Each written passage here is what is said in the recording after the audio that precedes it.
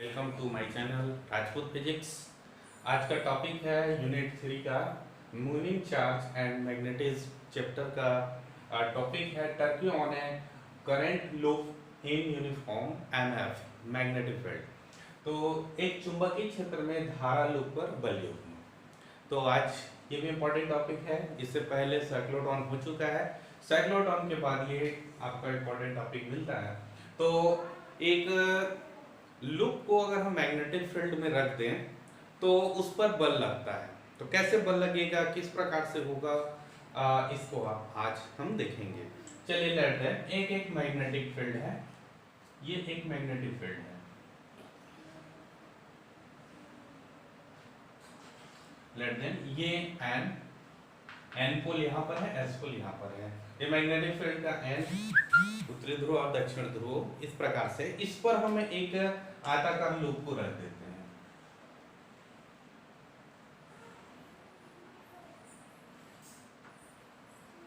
इसका एक्सेस इस प्रकार से है, इस लूप में रख देते हैं। चलिए इस प्रकार से ये इस एक्सेस में ये लूप रखा हुआ है। अब हम यहाँ पे करंट फ्लो करा देते हैं। लेट देन इसमें इस लूप की वैल्यू है, यहाँ से हम इसको P Q R S, ये एक लूप है, एक रेक्टेंगुलर लूप है, एक आयताकार लूप है। चलिए यहाँ पे हम करंट फ्लो हो रहा है P से S की ओर। ये करंट जो है I करंट यहाँ पे फ्लो हो रहा है P से S की ओर, इस प्रकार से। अब देखिए इसमें लूप पर बल लगेगा, कौन कौन से लूप पर कितना बल लगेगा, इसको हम अपने को चेक करते हैं। तो इससे पहले इसको समझने से पहले आपको ये एक थ्योरी हो चुका है।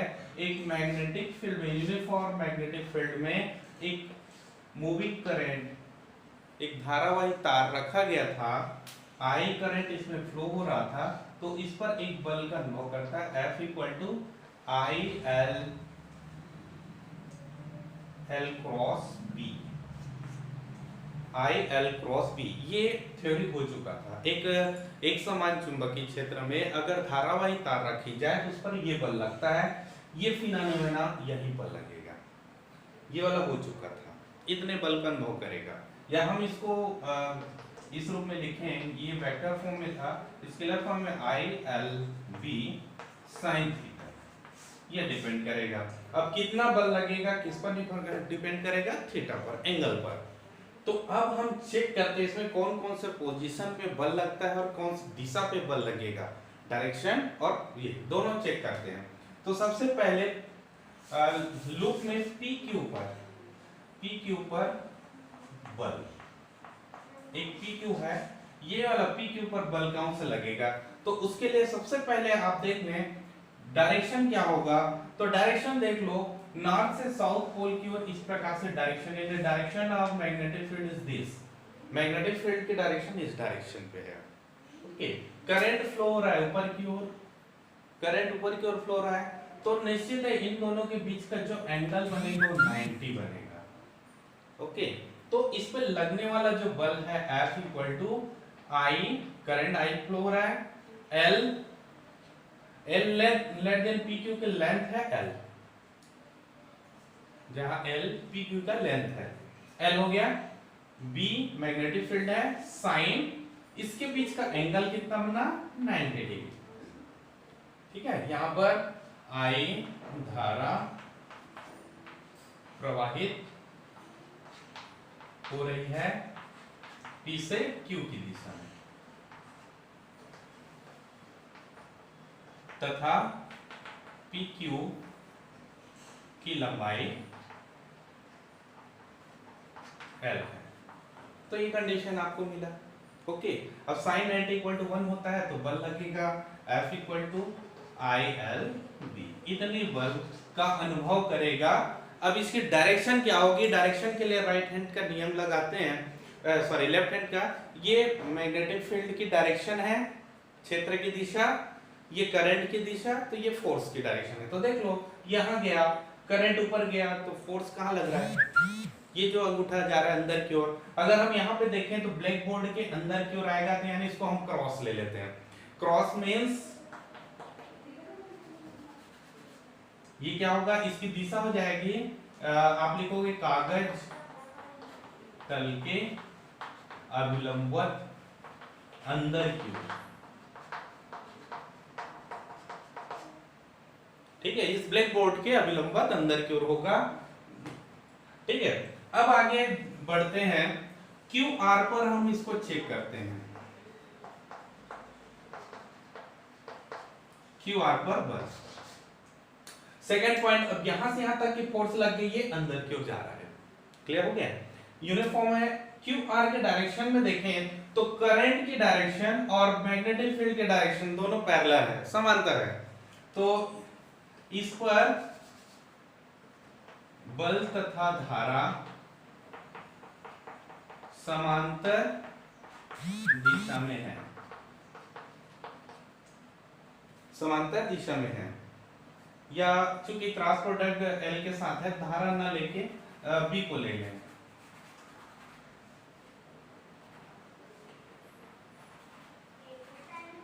पी क्यू यानी बी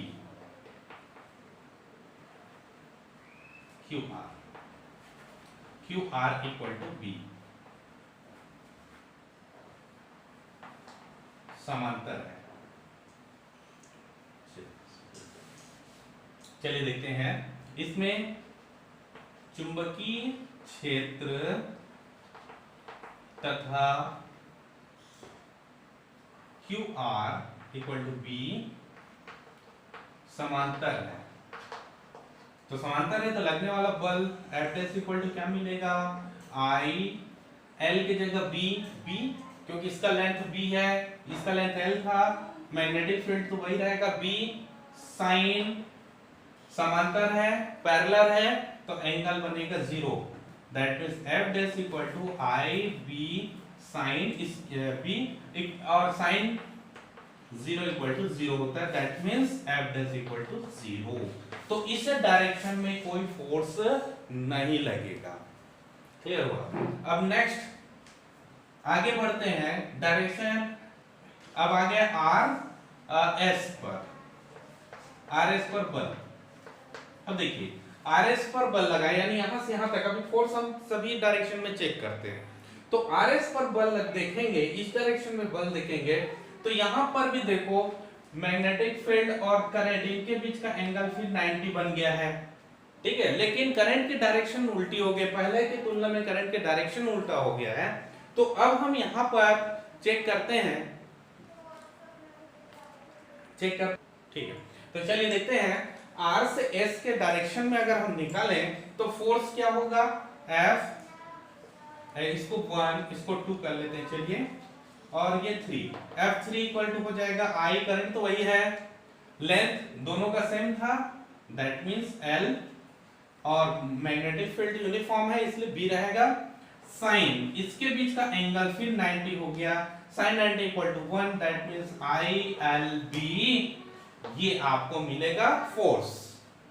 लेकिन इसकी डायरेक्शन क्या होगी, अब डायरेक्शन के लिए फिर ये रूल्स अप्लाई करें, तो यहां पर देखो ये मैग्नेटिक फील्ड का, ये करंट का, और ये फोर्स का डायरेक्शन। तो फोर्स डायरेक्शन कहां पे आ रहा है, अपवर्ड टू ब्लैक बोर्ड, यानी कागज तल के अभिलंबवत ऊपर की ओर। तो यहां पे हम इसको क्रॉस की जगह पे यहाँ पे डॉट आपको मिलेगा। डॉट का मतलब समझते हो, डॉट ऊपर की ओर होता है, क्रॉस अंदर की ओर। क्लियर हो गया। तो चलिए यहाँ पे हम लिख सकते हैं कागज तल के अभिलंबवत ऊपर, ठीक है, यानी ब्लैक बोर्ड के अभिलंबवत ऊपर की ओर, तल के अभिलंबवत ऊपर की ओर होगा इसकी डायरेक्शन। अब इसके डायरेक्शन को आप देखें तो दोनों की डायरेक्शन देखो अपोजिट है, अपोजिट डायरेक्शन, एक अंदर जा रहा है एक बाहर जा रहा है। ठीक है, अब फिर एक और पॉइंट चेक कर लेते हैं एसपी में, एसपी पर बल। तो एसपी पर बल देखो, यह भी इसमें भी अगर डायरेक्शन देखें, इसमें इसका मैग्नीट्यूड अगर देखें तो b है, b इसका लेंथ है, और करंट इसी डायरेक्शन में है, तो ये फिर पैरेलल हो जाएगा। पैरेलल यानी ये वाला कंडीशन अप्लाई होगा, F4, तो ये हो जाएगा I B capital B sine, parallel हो गया यानी 0 हो जाएगा, है ना। इस डायरेक्शन में देखो B, ये कैपिटल B का और स्मॉल b दोनों एक ही डायरेक्शन में है, दैट मीन्स इसकी बेस की एंगल जो होगा वो 0 होगा। तो ये sin 0 equal to 0, so F4 equal to 0। तो यहां पर अगर देखें तो F2 का मान 0 है, F4 का मान 0 है, इस पर केवल दो जगह बल लग रहा है। कौन कौन सी जगह में लग रहा है? एक तो P से Q पर लग रहा है और एक R से S पर लग रहा है। लेकिन P से Q पर जो फोर्स लग रहा है वो अंदर की ओर है और R से S की ओर लग रहा है वो बाहर की ओर है। तो इस सिस्टम में अगर हम देखें तो दो फोर्स लग रहा है और दोनों के मैग्नीट्यूड को देखें, दोनों की वैल्यू को देखा जाए तो दोनों की वैल्यू को देखा जाए तो सेम है। ये वाला वैल्यू और ये वाला देखो, दोनों ILB sin थीटा दोनों सेम है। मतलब क्या हुआ, इस एक सिस्टम में अगर दो फोर्स एक साथ लगा दें, दो फोर्स एक साथ लगा दें तो वो कहलाता है, वो जो सिस्टम कहलाता है टर्क्यू। क्लियर हो गया? टर्क्यू है मतलब ये बल युग्म बनाया, दो बल एक साथ विपरीत दिशा में है और दोनों विपरीत दिशा में, देखो दोनों अपोजिट डायरेक्शन में है, तो इसको हम टर्क्यू कहेंगे। ठीक है? तो चलिए आप आगे देखते हैं। अब हमने देखा कि उस पे दो फोर्स लग रहा है, तो PQ पर F1 दैट इज ILB और F3 पर बल लग रहा है ILB। दोनों की वैल्यू सेम है, यानी दोनों पे समान बल विपरीत दिशा में लग रहा है, अर्थात इसे बल युग्म लग रहा है। अब इसको हम दूसरे प्रोसेस, ये वाला जो हम देखे थे, इसको हम इधर से देखना है, इस डायरेक्शन पे देखें। तो अगर हम ये मान लेते हैं ये लूप है, ये लूप है, अब इस लूप को हम यहां से देखेंगे, ऐसे करके देखेंगे तो केवल ये वाली भाग दिखेगा, यानी SP ही दिखेगा। तो ये SP है, ये मैग्नेटिक फील्ड है। तो इस पर देखो बल कैसे लगेगा, ये ऊपर और ये नीचे, जैसे इसमें अंदर और बाहर लग रहा है, तो ये अंदर बाहर लगेगा, थोड़ा सा से रिफ्लेक्ट हो जाएगा, मुड़ जाएगा। सेम वही कंडीशन यहाँ पर है, देखिए इस पर बल ऊपर की ओर और ये नीचे की ओर लग रहा है। तो ऐसे होने पर क्या होता है, ये थोड़ा सा डिस्प्लेस हो जाएगा, यानी मुड़ जाएगा। इस पर बल लगने के कारण ये ऐसे मुड़ जाएगा, है ना। तो ये क्या होगा, ये अपने इस लेंथ से angle theta angle let then वो मुड़ जा रहा है।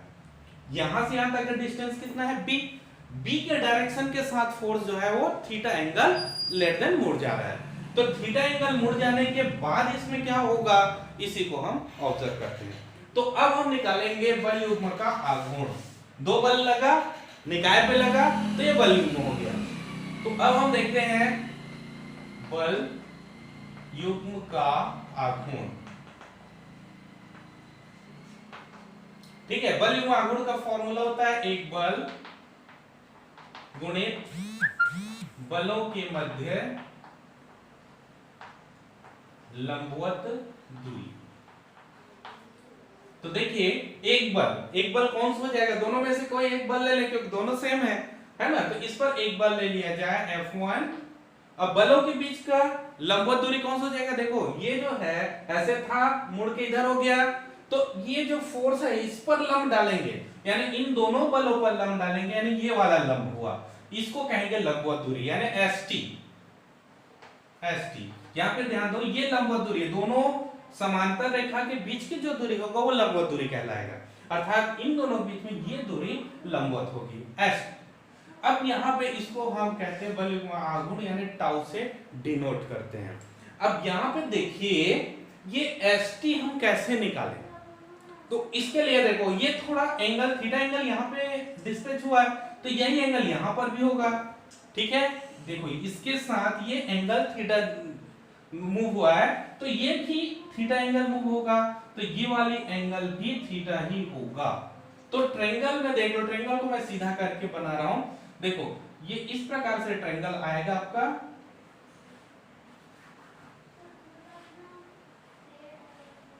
ये वाले एंगल को थीटा ले लें, ये वाले को, ये पॉइंट P पर बन रहा है और ये T पर 90 डिग्री है, देखो 90 डिग्री पर, तो S ऊपर चला गया। ओके, तो ये वाले अपने को पहुंच गया SP की वैल्यू है B, ये जो बेस है ये वाला B, ठीक है ना। तो ST की वैल्यू हम कैसे निकालें, इसके लिए हम ले लेते हैं sin थीटा की value. sin theta equal to लंब बटे कर्ण, लंब बटे कर्ण। तो लंब कौन सा हो जाएगा TS ST बाय कर्ण कौन सा हो जाएगा SP ST by ST। Clear हो गया। एसपी की वैल्यू कितना है, बी है, तो बी वैल्यू यहाँ पे रख सकते हैं, sin theta equal to S T upon B. So S T equal to क्या होगा, बी sin थीटा। ओके, तो ये वैल्यू हम यहाँ पे पुट कर सकते हैं, तो टाउ की वैल्यू आपको मिल जाएगा। तो tau equal to f1 means I L B, और एस टी की वैल्यू क्या है, B sin theta. So tau equal to I L into B, capital B sin theta. So tau equal to I L into B, L into B क्या है, L length है और B breadth है, length into breadth equal to area, क्षेत्रफल। ठीक है, तो इसका ये क्षेत्रफल ए हो तो इसको हम ऐसे लिख सकते हैं, जहां पर ए बराबर है एल इंटू बी, लूप का क्षेत्रफल, ये लूप का क्षेत्रफल है। ठीक है नहीं, तो आई एल बी इस प्रकार से आपको बल आघूर्ण मिलेगा। अब चूंकि साइन थीटा आ रहा है, मतलब प्रोडक्ट है ये, तो हम यहां पे लिख सकते हैं tau equal to I A cross B. अब इसकी डायरेक्शन हम कहां पे पाएंगे, इसकी डायरेक्शन क्या होगी, तो टाउ की डायरेक्शन क्या होता है, ए एंड बी दोनों के परपेंडिकुलर होगा। तो ए ये क्षेत्रफल है, इसकी डायरेक्शन होता है अपवर्ड, बाहर की ओर, ए की डायरेक्शन इसके बाहर की ओर है, और दूसरा क्या है, बी मैग्नेटिक फील्ड की डायरेक्शन इधर है, तो राइट हैंड का नियम लगाएं, ए की डायरेक्शन ऊपर की ओर, बी की डायरेक्शन अंदर की ओर, तो क्या होगा, उसकी डायरेक्शन क्या होगी, इन दोनों के परपेंडिकुलर कहां पर मिलेगा, ऊपर की ओर। तो इस डायरेक्शन पे टाउ की डायरेक्शन होगी, ये वाली टाउ की डायरेक्शन होगी, यानी उसके रिस्पेक्ट में वो गोल गोल घूमेगा। तो ये है बल युग्म का आघूर्ण है तो व्यंजक।